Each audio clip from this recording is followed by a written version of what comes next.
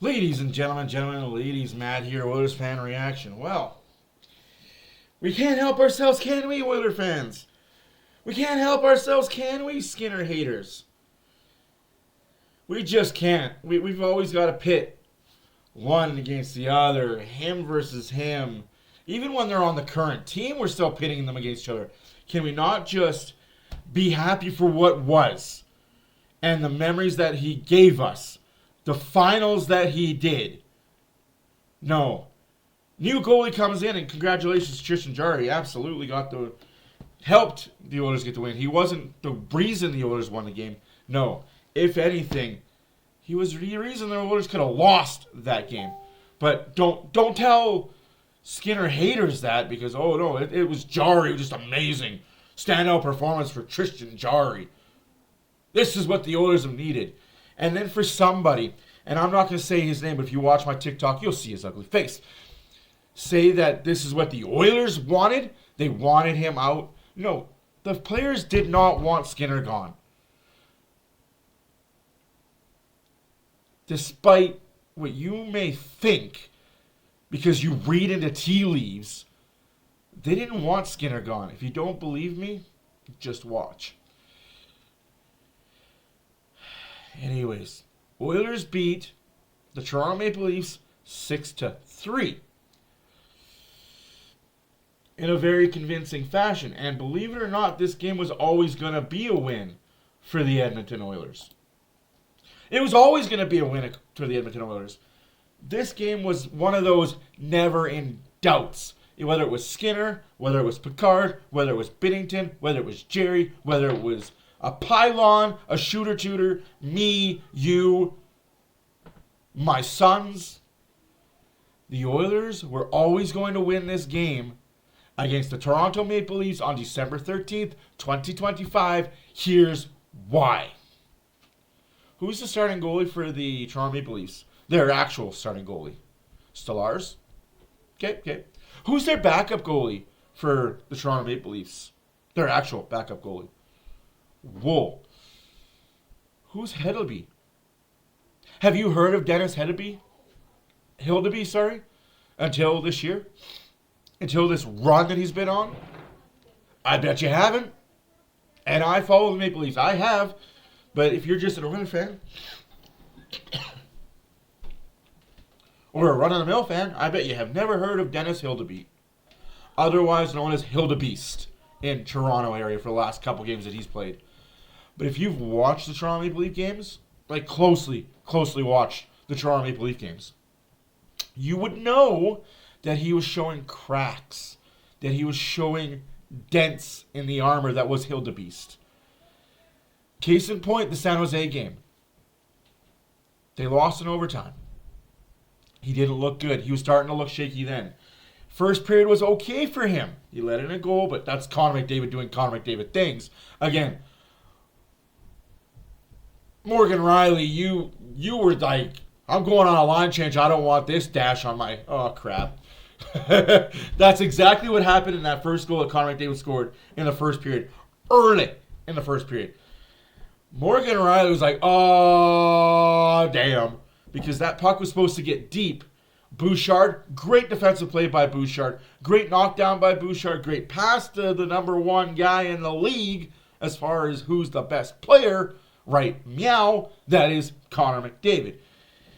Bouchard knocks down a zone entry, and McDavid gone. And Morgan Riley was like, I got to get to the bench before it's up, not too late. And Hugh looked like a clown out there. And that's not on you. As much as people are saying that's on Morgan Riley because of his defensive, that is on the forward that tried to shoot the puck in deep that didn't get in deep. That's on the other four guys, three of which McDavid walked around. Nothing that Hildeby could do there. Nothing that Morgan Riley could do there. He was heading off. It's kind of hard to switch when you're going full speed off, stop on a dime, and try and get back and play. Especially when the guy's number 97. He's got speed to burn. And he Hoosies, don't worry about it. Ekman Larson scores a goal that Actually, it was Cowan that scored. I know I got the graphic all mixed up. I didn't sleep at all last night. Sorry, guys. So Cowan scores. Bad rebound control. And this is where I am going to be nitpicky and an asshole because I didn't want to be today. But somebody woke up on the wrong side of the bed and decided to choose violence. So I'm choosing violence back. That Cowan goal is unacceptable. Should not happen. Shouldn't happen. Never should happen. I don't care what goalie you have. We've said it the entire time when Stuart Skinner lets it in. Oh, that's a goal that needs to be saved. So why don't we do the same thing when it's not Stuart Skinner for the Oilers? Exactly. So we move along. And then Ekman Larson gets a goal. Another one the goalie should have had. 2 goals that this goalie, because he's better than Skinner, should have had. And I'm not pitting them against each other. To me, they're both the same goalie. They have both the same numbers. They are both good goalies. Now, what I will say is as the game went on, Oilers stopped letting shots happen. Don't believe me, just watch. How many shots happened in the third period? After the Oilers scored the 3-2 goal, Darnell Nurse, and then Podkolzin gets 2 back-to-back. How many shots did the Maple Leafs have for the rest of the game? Maybe 7? And one of those 7 went in. And I don't want to hear. Well, it happened late in the game when the game didn't matter. That's bull. That's bull. It's happened a lot to Stuart Skinner. Late in the games when the games didn't matter. But it's okay this time. Oilers get the win 6-3. They were always going to get this win. Not because of the goalie, but because of who the Toronto Maple Leafs are right now. They are hot mess. They don't have identity. They have a coach that wants them to play a certain way, much like our coach wants our star players to play a certain way. But they don't, they can't, and they never will. Case in point, Austin Matthews before this year was an awesome two-way player. Right? I will say this. Austin Matthews is a better 200-foot player than Connor McDavid. He's not a better player than Connor McDavid. He doesn't have more skill than Connor McDavid. He doesn't have more skill than Draisaitl. He's not better than Draisaitl. But when it came to playing defensive forward, 200-foot game, Austin Matthews played it. Now his coach is asking him to play it too much, and he's not focusing on what makes Austin Matthews good. He's not letting Austin Matthews do what Austin Matthews does to be good, to help this team be elite like they have in the last 5 years. Don't get it twisted. Don't get it lost in the sauce. The Toronto Maple Leafs are an elite regular season team. Don't believe me? Look at the numbers. Go look at their regular season wins, their regular season goals against, their regular season goals for. It is all because of Austin Matthews and the way that they play defensively together as a 5-man unit. This year, Berube wants the 5-man unit to play too defensive and not enough offensive. He's trying to make a triangle peg go in a circular hole. It's not going to work.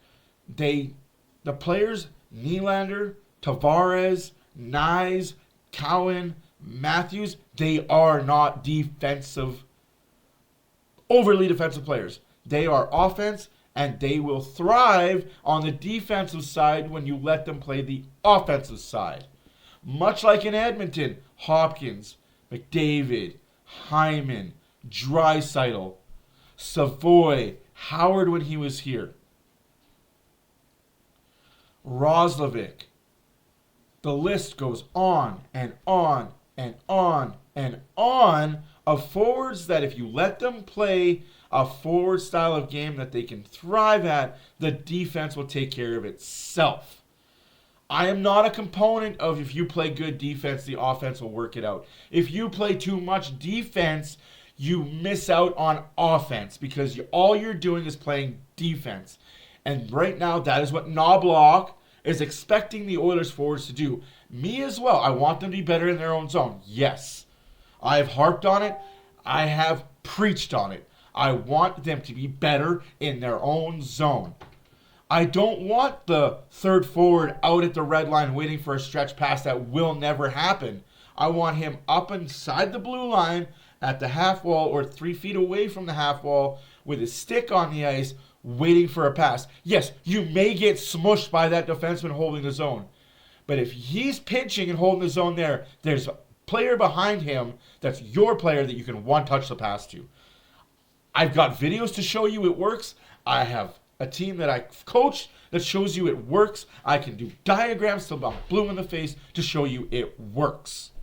You don't have to flee the zone to get offense going. You have to move in unison. Now, I've got way too far off track because I will never understand the hate for a guy that gave so much to this team, so much to this city, and so much to the fans. And the new shiny toy comes in and makes the same mistakes that the old guy made, but we just gloss over it. You can put lipstick on a pig, it's still a pig. This defense is still this defense. Did he make a good save on the breakaway? Yes. 10 bells, good for him. I love the fact that he got the win. But this was a much-needed must-win. Again, I will judge Tristan Jarry on what he does in March, April, and May. Not what they do in December, January, and February. Because the Oilers in December, January, and February are damn near unbeatable. Track record speaks for itself. I'm going to leave you with a quick little video. The Oilers do play tonight against Montreal at 5 o'clock at the Bell Center. Picard will get the start. Montreal played a frick of a game last night.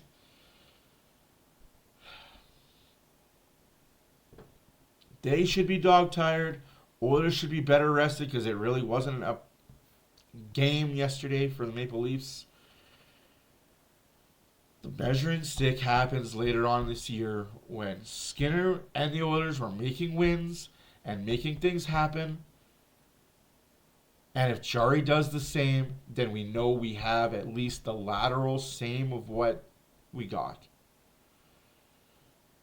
Another sub 900 save percentage, but got the win. Like I keep telling people, and I will stick to my guns until I'm blue in the face and I'm not on this earth. Save percentage, goals against, save above expectancy, goals above expectancy mean diddly when you get a big W next to your name. It means diddly when you get the loss. It just means less when you get the win. I don't care if my goalie's got a 722 and he wins the game 9-8. Did you win? Yes. That's all that matters. Enjoy the rest of your day, guys. Enjoy the week. Enjoy your early week. I will see you Tuesday when the Oilers are playing in Pittsburgh against the Penguins. Now, I'm out. Enjoy the video.